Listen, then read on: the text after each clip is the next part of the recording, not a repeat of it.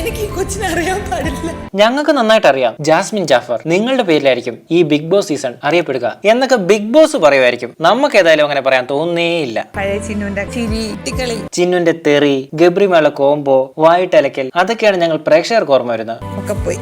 ഇപ്പൊ ഇതാ ഇങ്ങനെയൊന്നും അല്ലായിരുന്നല്ലോ ഇന്നലെ ജിൻഡോയുമായിട്ട് അടിയുണ്ടാക്കിയപ്പോൾ. എന്നാ പവർ ആയിരുന്നു. ഇന്നലെ അയൺ ലേഡി, ഇന്ന് പഞ്ചപാവം. വില ഇത്തിരി കൂടുതലാണെങ്കിലും ഏരിയയിലിട്ട് കഴിയാൻ വസ്ത്രങ്ങൾ നന്നായിട്ട് വെളുപ്പിച്ചെടുക്കാം. എന്നെ ഇന്ന ആള് സ്നേഹിക്കാൻ വേണം അങ്ങനൊന്നും ഇല്ലല്ലോ. ബെസ്റ്റ്. കൂടെ കൂടുന്നവരെ ഓരോന്നായിട്ട് പുറത്താക്കിയിട്ട് അവരെല്ലാം എന്നെ ഇട്ടിട്ട് പോയി, ഞാൻ ഒറ്റയ്ക്കായി പോയി എന്നൊക്കെ പറയാനും വേണം ഒരു ധൈര്യം. അപാരമായ ഒരു സ്ട്രാറ്റജിക്ക് ഉടമയാണ് നമ്മുടെ ചിന്നൂസ്.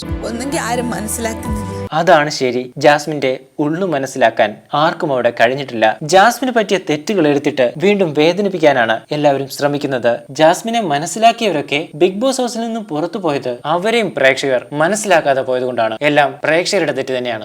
നീ ചെയ്യുന്ന മൊത്തം തെറ്റായോണ്ടായിരിക്കും. അങ്ങനെ തെറ്റ് ചെയ്ത ഒരാൾക്ക് 85 ദിവസം ബിഗ് ബോസ് ഹൗസിൽ പിടിച്ചു നിൽക്കാൻ പറ്റുമോ?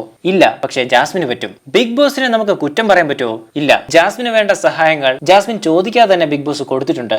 ജാസ്മിന്റെ കോംബോ ഗെയിം ഫ്ലോപ്പ് ആണെന്ന് പറഞ്ഞ് അത് മാറ്റി കളിക്കാൻ പറഞ്ഞിട്ടുണ്ട്. ഇനി അതൊക്കെ പറഞ്ഞിട്ട് എന്തിനാ? ഈ അവസരത്തിൽ പറ്റിപ്പോയ അബദ്ധങ്ങൾ തുറന്നു പറഞ്ഞ് പുതിയൊരു വ്യക്തിയായി മാറിയാൽ 5 വോട്ട് കൂടുതൽ കിട്ടുമെന്നായിരിക്കും വിചാരം. അങ്ങനെയൊക്കെ ജാസ്മിൻ വിചാരിച്ചു കളയുമെന്ന് നിങ്ങൾ പ്രേക്ഷകർ വിചാരിക്കുന്നുണ്ടോ? നിങ്ങളുടെ അഭിപ്രായങ്ങൾ ഉറപ്പായും കമന്റിൽ രേഖപ്പെടുത്തുക.